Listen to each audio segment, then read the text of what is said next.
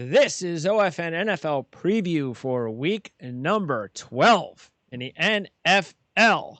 And that starts tomorrow on Thanksgiving Day 2, not 3 games, unfortunately. But that's the way it is for 2020. How's everything going, Mark? Everything's going real good, Greg. One of the collateral damage effects of that National Football League game on Thursday night being moved, the Pittsburgh-Baltimore game, obviously, is that in my house, Thursdays is usually the day on Thanksgiving Thursday, the day my wife begins watching Christmas movies. And she's got a Christmas movie marathon starts on Thanksgiving, and then it's every night moving forward from there on. Well, while she watches those, I watch the NFL football games. So it appears as if I may be partaking in a Christmas Day movie Thursday night on Thanksgiving. Okay. Well, what else is on? I mean, is there college football on Thursday night? Yeah, but on some far-reaching stations, and I don't really know if I have an interest in those. And the fact of the matter, the truth be known, Oh, there's no good games on Thursday night. No, nothing. No, and I kind of enjoy the Christmas movies anyway. It gets me into the spirit, so I'll be in the spirit a little earlier this year. Okay. Because of the cancellation. Right? All right. Sounds good. Well, we'll see you with a hat on next week then, little Christmas hat. You will, and as we move forward, or perhaps maybe you might need one now if the sun gets in your eyes. Yeah, the sun may get in my eyes down here in sunny South Florida. You never know, right? That's it. All right, so let's talk about those 2 Thanksgiving Day games first of all. And the first one is Houston against Detroit. Houston's a 2.5 to 3 point favorite here. And look, I without any trends, I think Houston's the clear play because of the fact that, look, they showed last week that they're still trying to play and win football games. Deshaun Watson's still the best player on the field. And then you get Detroit coming up their first game after the game that has officially cemented Matt Patricia's firing at the end of the season. I'm not surprised in a way. If a different organization might have just fired him on the spot, but Detroit, they don't handle things that way. But he's done. He's done now. You don't get shut out by Carolina with P.J. Walker at quarterback. So he's done. And I think short week, I think that's going to affect Detroit. Nobody's going to be in the stands. It's not like at least there's going to be fans there to boost the team up. There will be no fans to boost the team up. Plus, all the stats all the trends are against Detroit as well. I just, 2.5, 3 points. I mean, that's all I got to give. I'm okay with that. Well, I'm not, okay? I understand completely where you're coming from about Detroit. That makes them, in my mind, the most embarrassed team in the National Football League this week. And usually I'll zero right to that and see if I can make a case for the most embarrassed team. They happen to be out of the gate, the first game on the card because of the early start, Thanksgiving Day. What I don't like about Houston is the fact that I think this is a reactionary move because he won a football game and now they've gone from a home dog to a road favorite. And you're talking about a losing team going from a home dog to a road favorite. You're talking about a team whose opponent has the better record than Houston does for the football season. So when you look at Detroit on Thanksgiving Day, there's some ups, there's downs. They're a streaky team, obviously. But the number that jumps out to me is that on Thanksgiving Day, in games in which they have the better record, they're 6-1 straight up and against the spread is Detroit. So I'm going to look at this football game from a red-faced, embarrassed football team who was shut out last time. And by the way, in my database, Detroit has played on Thanksgiving Thursday only one other time when they came off of a shutout loss. And they happened to clobber Denver when they did just that back in 1981. So here my whole play is against Houston, who is leaking oil. They've been outstatted in their last 3 football games. They were outgained by New England in the contest last week. So hence, I'll be on the Detroit Lions. I may be one of only a few people in America on the Detroit Lions, but nonetheless, I'll be taking the points in the game. Yeah, there are some other trends that do work for Houston. You mentioned it's interesting because, as you said, 6 out of 7 straight up and against the spread for Detroit on Thanksgiving when they have a better record. But if we could also use the better record when we talked just about Thanksgiving Day dogs. Thanksgiving Day dogs with a better record are 2-14 against the spread in the last 16. So that doesn't work well there. Stafford is 0-5 straight up as a Turkey Day dog. That doesn't work. Detroit 1-11 against the spread their last 12 on Thursday. Football. Look, we don't want this game on Thanksgiving Day. It's not. I'm not all that happy that I have to take Houston. But like I said, I just think that no Kenny Galladay. It looks like again he hasn't played since week 8. That's why part of the reason they got shut out. We'll see if Houston can show the kind of enthusiasm that they showed in beating the Patriots, that they'll do in beating Detroit, and maybe the fact that they're on national TV. They don't want to embarrass themselves. Maybe that'll help. So we'll see. Let me see one thing about your overview there, and all those negative Detroit numbers, of which there are plenty that exist almost in every game they play. They do. But that Thanksgiving Day stat about dogs with a better record being 2-14 against the spread, in those 16 games, the favorite in those games, only 4 times did the favorite have a losing record. Yeah. Sure. And they were 2-2. Okay. So all of that money is obviously to winning favorites, or teams that have dogs they're playing superior opponents with winning records. So, we may throw that out. The judge might say, throw that out. But, that's the case in there. But the other stat and facts all apply to Detroit, especially Matthew Stafford, who, again, I feel will be red-faced, embarrassed, and have something to say about it in this game.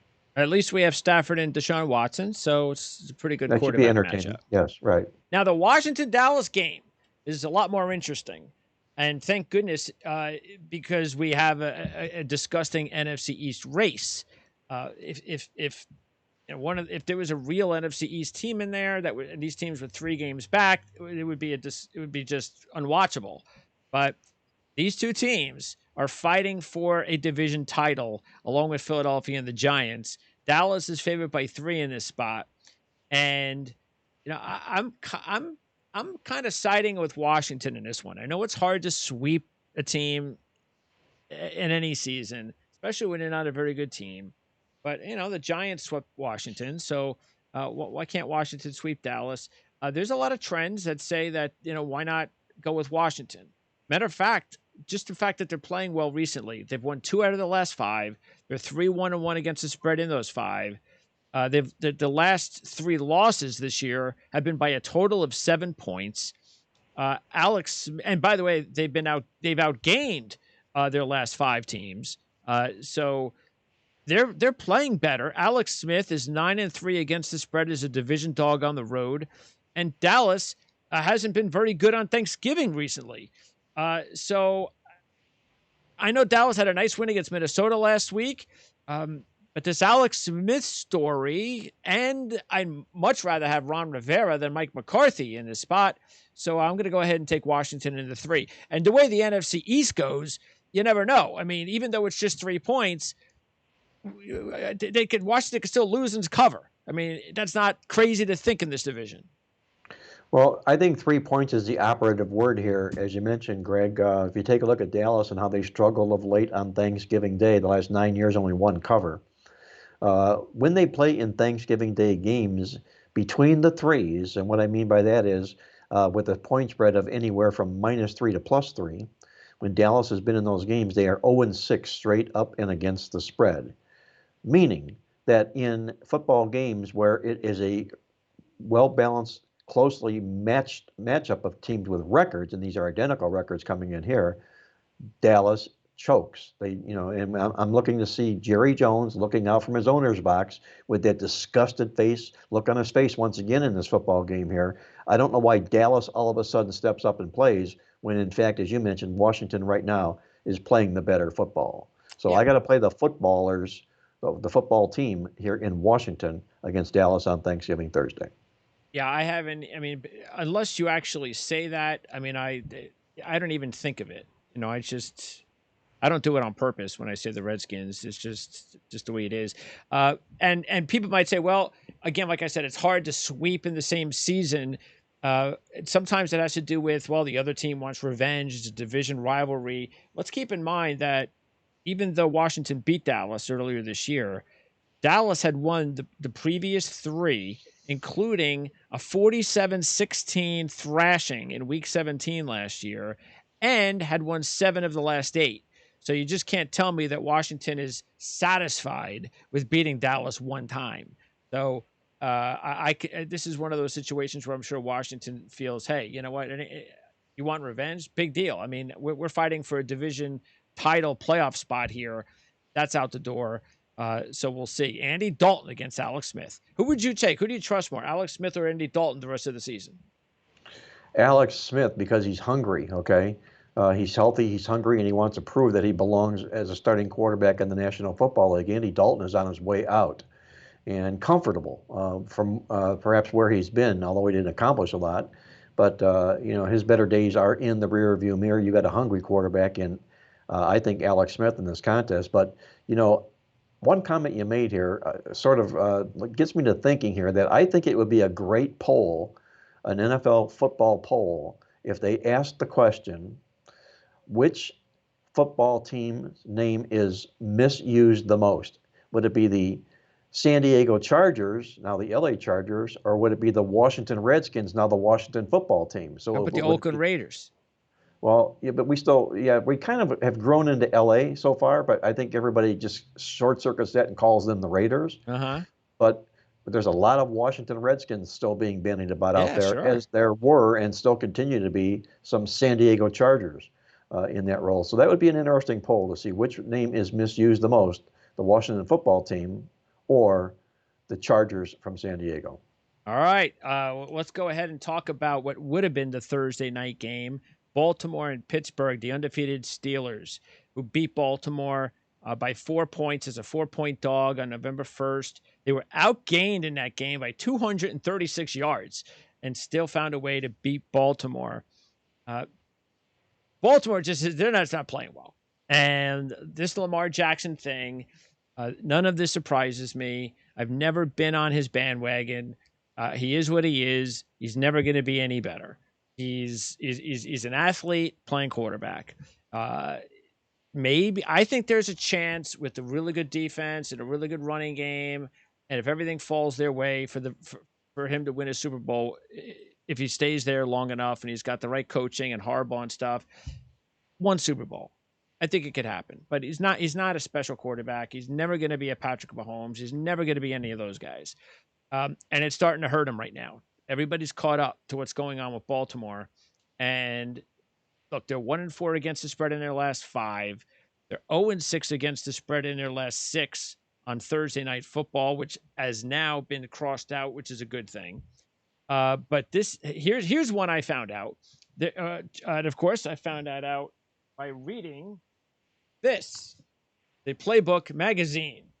So Barnes & Noble's, Books A Million, Playbook.com.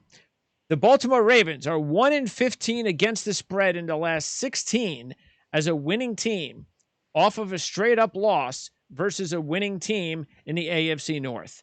So, again, 1-15, that is a big number. And there's also a lot of very interesting Thanksgiving night trends and undefeated Thanksgiving trends, which I'm sure you'd like to share with us. But Pittsburgh is a 5-point favorite. The only thing that concerns me about the point spread is the fact that 14 of the 25 meetings between Tomlin and Harbaugh have been decided by 3 points or less. That's the thing that scares me the most. Other than that, the way Pittsburgh's playing right now, the way Baltimore's playing right now, I mean, I have to take Pittsburgh. Well, Vegas wanted to open this game up at 3 because of that number, 14 out of 25 games between these coaches decided by 3 or fewer points. That's the propensity these two teams have of playing very, very close football games. They opened the game up 3.5 because Pittsburgh is undefeated, and they didn't want to let an undefeated team get off at -3 or less. It rose to 5.5 in this football game before COVID stepped in and said, stop the craziness. We're going to reschedule this football game. Now, when they play the game here on Sunday or whenever it is, Monday, Tuesday, only the football gods know. But they will replay it only if Baltimore is deemed healthy in the contest. If Baltimore is deemed healthy in the contest, I think this game will get back closer to the 3.5 than it is the 5.5. And with that, being the case, I'm going to put tape over the names of these two football teams and look at a Baltimore Raven team that is 10-1 against the spread as a division dog coming into the contest, playing with revenge from a home loss in which they completely outstatted and dominated Pittsburgh in the football contest, winning the yards by 236 yards in the football game. So now what you have in Pittsburgh here is an undefeated 10-0 team who's never been this 10-0 before. Have you been this far before with Pittsburgh taking on Baltimore, with Baltimore having this big revenge chip on their shoulder here and a little extra time to prepare for the football game. I'm with you. I'm not a big Lamar Jackson fan. I think he chokes against good teams, and this is obviously a very good Pittsburgh team, and he beats up on the Sisters of the Poor. But given the situation and everything being what it is, in a series that's noted for its closeness, if this game is more than 3 points, I'll be on Baltimore plus the points. Yeah, and the other thing too is there were some big trends that were favoring Pittsburgh if they had played this game on a Thursday, For sure. on Thanksgiving night. So those were all wiped out, which definitely helps the Ravens in this spot. So we'll see. Look, I hope it does go down to 3.5. That make me feel a lot better taking Pittsburgh than having to give up 5 in a closely contested series like this. Okay. Now let's talk about one of the biggest games of Sunday. Besides that one, that's Tennessee and Indianapolis, and the Colts are a 3.5 point favorite. Another rematch, division matchup for Week 12. Colts, of course, beat Tennessee a couple of weeks ago, 34-17. They were a 1 point dog in that game. They have beaten Tennessee 4 out of the last 5 straight up and against the spread. They have won 4 out of 5 this year. Indianapolis has. Meanwhile, I have a nice trend that works out really well. Pro Colts and against Tennessee. And the combination works really well. Frank Reich is 4-0 straight up, 3-0-1 against the spread as a division home favorite, while Tennessee has dropped 11 straight covers as a single-digit road division dog. So, and you know what? Trends, whatever they are, we've talked about this at the beginning of the season. We like both teams. We like the fact that Tennessee was a huge dog, a 33-1 shot as a future play. They were disrespected. They are showing everybody that they shouldn't have been disrespected. But the Colts were my pick all along to be the best team in the division, to represent the AFC. Not sure it's going to happen, but at least they're starting to play closer to that team that they didn't look like about a month ago. They're coming off a huge win. I know it's tough to sweep, especially good teams, but this is a huge game because the Colts just can't lose this game. They lose this game and Tennessee has control again in the division. I don't think Tennessee's going to get control again in the division. That's why I like the Colts and give the 3. Well, as you know, I'm a big Frank Reich fan here for the Colts in this football game. And it's no coincidence that they own the best stat record in the NFL. They've outgained 9 of their 10 opponents this year. You take a look at, on the flip side, winning those games by 75 yards a game, you take a look at the flip side, Tennessee has been outgained in 6 of their 10 games this year, and they're being out-yarded overall on the football season here. And as long as we're on this, on the stats angle part of this football game, from our midweek alert newsletter, that's our statistical newsletter, we took a look and we saw that they played 5 common opponents other than themselves.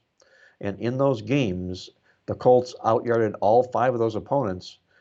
Tennessee, in those football games, out-yarded only 2. And when you add up the net stats between those 2 games in the 5 opponent games, the Colts win the stats by an average net of 134 yards a game, which is coincidentally close to what they out-yarded Tennessee in their first game by 136 yards in the contest. Okay. So if you like numbers and you like, pounding them all together here, again, this is going to come to Indianapolis in this football game here. I love their number 2 ranked defense in this football game here as well. I think they're for real. I think Tennessee is not. And I think Tennessee gets exposed in this football game on Sunday. All right. Now let's go to what might be an interesting game between the Chargers and Buffalo. Buffalo's a 5.5 point favorite at home against the Chargers. First question, were you surprised by the line? This is showing a lot of respect to the Chargers. Still a rookie quarterback. It's in Buffalo. Buffalo's clearly the better team. I would have thought this spread would have been more like 6 or 7. Well, I thought it might well have been too, but Vegas still holds a lot of respect for the Chargers because statistically, they're in just about every football game that they play. You've got in Buffalo here, I think, advantages to the Bills in the fact that they do have rest. You do have the Chargers going west to east off of a win in the football game. And the Chargers, when they're taking on opponents coming off a bye week, like the Bills are, they're just 1-9 straight up and 0-10 against the spread, against rested football teams. I think this all adds up to a pretty clear side to the Buffalo Bills in the football game. And you got the rookie quarterback and Justin Herbert off a win. I don't know if he's got 2 wins in a row against him, against a team that's clearly headed to the playoffs here. I'm going to stay with Buffalo and lay the points in this game. All right, well, look, there's 2 things I'm going on. First, Buffalo 0-3 against the spread, and their last 3 as a favorite this year. And most importantly, this is going to be my Greg DePalma New York Jet trend of the year. You ready, Mr. Sunshine? The sun's shining, but my ears are wide open. I'd love to hear this trend of the year. Teams that play the New York Jets, their very next game, 9-0 straight up on the season. That includes Denver upsetting New England, Arizona with the small upset over Dallas at the time, Miami upsetting the Rams, and the Patriots upsetting Baltimore. So that's a trend you won't find anywhere else except right here, the Greg DePalma New York Jet trend. If you play the Jets the very next week, the very next opponent, you're going to win that. You're going to win that game 9-0. I guess the logic being that they weren't roughed up in that football game by the Jets. There weren't any bruises that they suffered in that football contest. Yeah.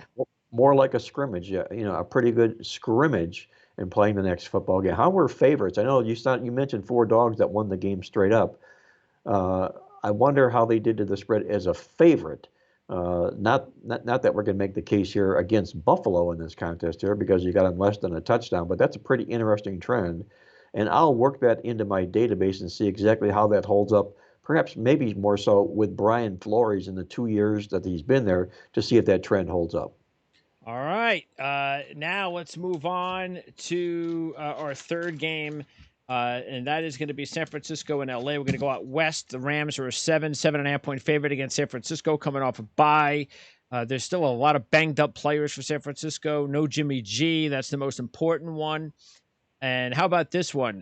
The Niners are 1-9 against the spread with rest. That's not good. They beat LA, another rematch on week 12 by 8 points on October 18th. There's a 3-point dog. Their 3rd straight win over the Rams. So the Rams are definitely chomping at the bit to get revenge over San Francisco in this one. They have looked excellent since the bye, winning both games against Seattle and Tampa Bay. They've also, here's a couple of interesting ones. They've covered 11 straight at home after a straight up dog win when they take on an opponent that lost. And also, they have covered 5 out of 6 after Monday Night Football, which is pretty impressive. I just really love the way Brandon Staley's defense is playing every week. Jared Goff tried to throw the game away against Tampa Bay the other night, as he so often does, but they were able to hold on and beat Tampa Bay. But 7 points, yeah, it's pretty high. I'm a little bit concerned with the number, but not so much. I think LA is going to want some revenge here, and they played really well at home so far this season, and I think they're going to win and cover the game. Well, a couple of things I'm going to mention here. I know you mentioned that bad stat about Frisco, how poor they played with rest, but I think that evaporates this year. This is a team that needed the rest, and as they come out of the rest this week, they're going to have 3 starters back in the lineup here. Tevin Coleman and Rasheem Mostert, the running backs, and Deebo Samuel, wide receiver, are all going to be in the lineup for Frisco here. That's a big, big plus for a team that was desperately in need of some talent on the field. You've also got a San Francisco team that, as badly beat up as they've been all year, in their 10 games they played this year, they've still managed to out-yard 7 of those opponents, meaning that this football team is still well-coached and playing very, very hard. You're going to have a scheduling advantage with the Rams coming off a Monday night upset win and now changing roles and laying a touchdown to a division rival.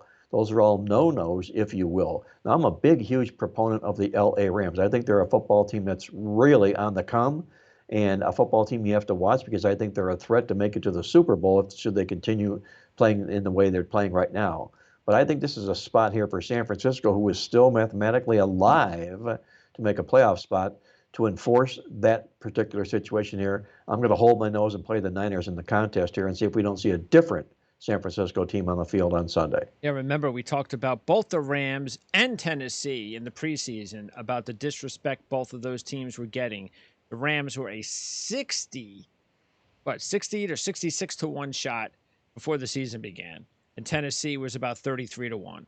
So those were two of our top long shot future Values, plays yes, that have looked awfully good so far for us. All right, Kansas City and Tampa Bay. This is the last of the Sunday games, and this is actually going to be sort of like I'm going to do this like kind of together, Tampa Bay and Green Bay, because I like the trend that I see here from both teams, which is why I'm going with both teams this week. Part of the reason, in the previous 3 losses this year, Tampa Bay has outscored their opposition by a 115 to 50 margin. That includes a 3-point dog game when they were at home versus the Packers, in which they won 38 to 10. Tom Brady is 14-1 against the spread as a dog off a loss, including 10-0 against the spread when his opposition is off a win.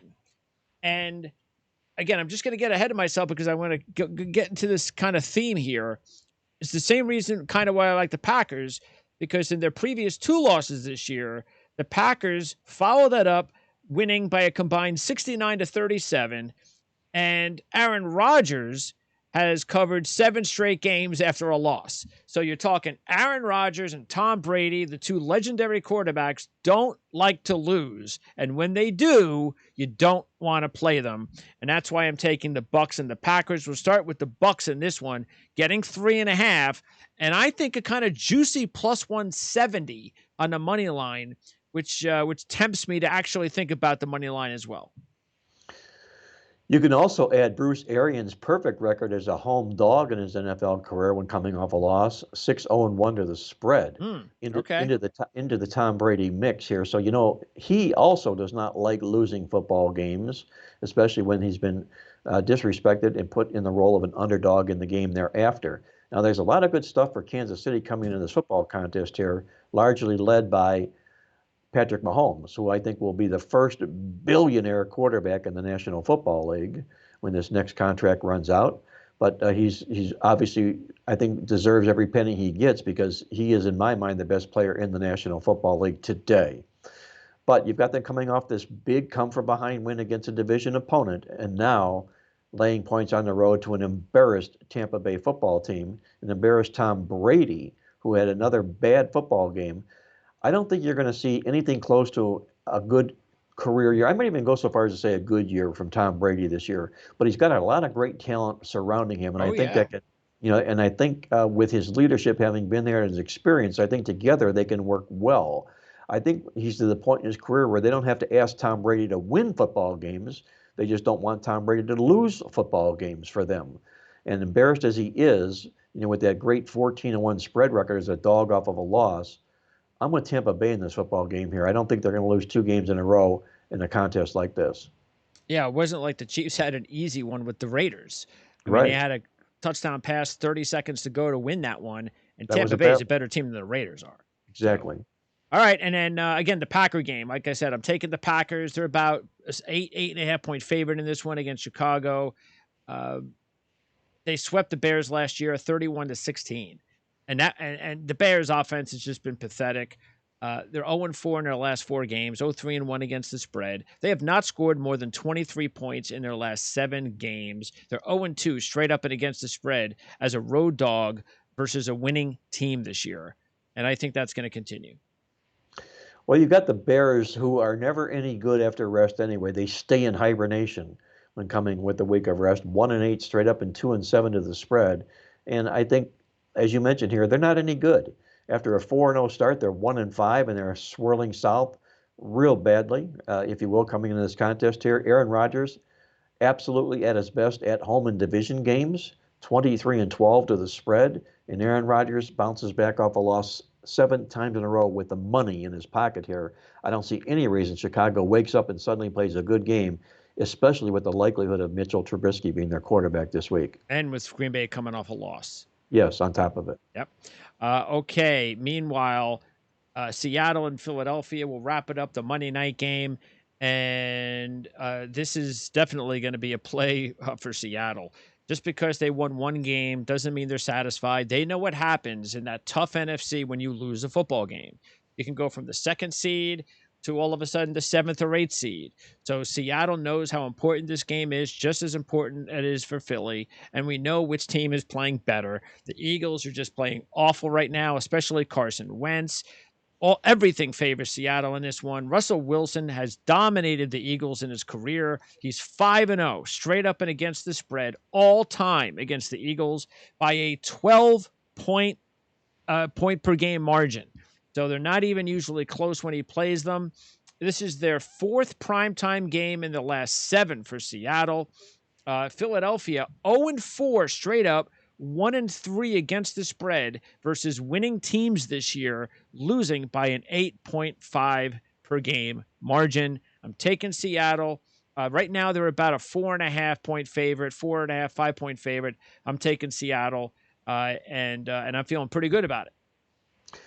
I'll be with you on Seattle in this football game as well. I don't know why Philadelphia, who's won only 1 out of 6 games outside the division this year, suddenly wakes up and plays a good game here on Monday night.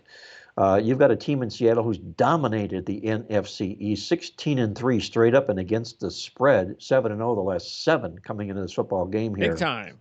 Yes, but here's the ironic thing to the football game, Greg.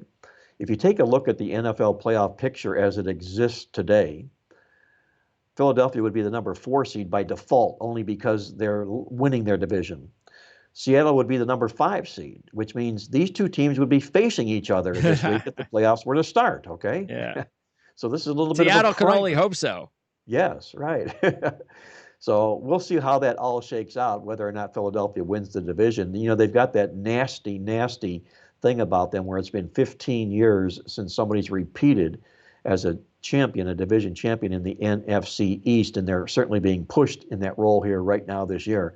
I don't think they're going to succeed doing it, and if they don't, which means they're going to have more bad news from here on out through the end of the season here, and I think it continues Monday night as Seattle rolls past Philadelphia. And the schedules for both teams are like night and day. Philadelphia, they're if you take a look at their schedule coming up, their next 3 opponents after Seattle are all winning teams. They're all playoff teams. Green Bay, New Orleans, Arizona, and then Philly ends the season with 2 division games. But I mean, I don't see how they're going to win any of those games over the next 4 weeks. For Seattle, 5 of their last 6 games are against losing teams. So they're in a good spot, Seattle. But New Orleans is also playing a pretty easy schedule, too, the rest of the way. So you would think Seattle and New Orleans, one of those 2 teams, is probably going to end up with the first overall seed. Well, I'm going to go so far as to say this, that while Philadelphia holds down this number 4 seed right now this week in the playoff picture here, it will be the Washington Redskins going to the playoffs this year instead of Philadelphia. I'm high on Alex Smith being back for this team and the fact that they've out-yarded their last 5 opponents, which means they're playing some pretty good football right now. Philadelphia is not. So yeah, I'm going to go with the hotter team. Go ahead. I think the Giants, the thing with the Giants is I think they've played the best recently over the rest of the teams in the division, but their schedule is also kind of tough. Yes. That's why I'm a little bit worried about that. But I mean, the Giants, they've covered 4 straight, 6 out of 7. You know, they've won their last couple of games. They got lucky. There's no Joe Burrow. There's no Joe Mixon. They'll probably win this week. Next week, they got to go to Seattle, though. So we'll find out how for real the Giants are. I think the Giants are playing the best right now. Plus, they have swept Washington. But I kind of understand where you're coming from because you have Alex Smith and you have Ron Rivera. And that's a pretty good combination compared to a rookie head coach for the Giants, the way Carson Wentz has looked, And how can you trust anything going on in Dallas, especially with Mike McCarthy? No, you can't. Like I say, Mike McCarthy might have been one of the worst hires. It's easy to say right now, but he was never the sharpest knife in the drawer as far as head coaches goes in his days at Green Bay. We talked about this earlier. He won primarily because he had Aaron Rodgers and Brett Favre as his quarterbacks. Uh, and he thought he had a good quarterback here in Dak Prescott, who is out. So I think he's helpless right now. Is Mike McCarthy in Dallas, and I think that program is eventually going to unravel here as well. So it likely will come down to the Giants or Washington, and I think the Giants may have peaked a little too early, where Washington I think is just getting started with Alex Smith behind center. All right, Mark. So playbook.com, that's where we want to send everybody so they can check out everything under the Playbook umbrella as far as the daily emails and the weekly newsletters. You got a couple of those. So playbook.com, and it's not just football. No, we're going to be getting into basketball here soon if the COVID gods let us do just that, okay? With college basketball starting here tonight as we speak. But we'll unsolve that, or we'll try and solve that basketball picture probably a lot more in January after we've got a little better feel for the basketball teams. Right now, our hard focus will be on college football and the National Football League. Check it out at playbook.com. Thanks, Mark. We'll talk to you next week. Have a happy Thanksgiving holiday, and looking forward to lucky number 13 in the NFL next week. And you can go ahead, Greg, and put a little extra whipped cream in that pumpkin pie this weekend. You're allowed to.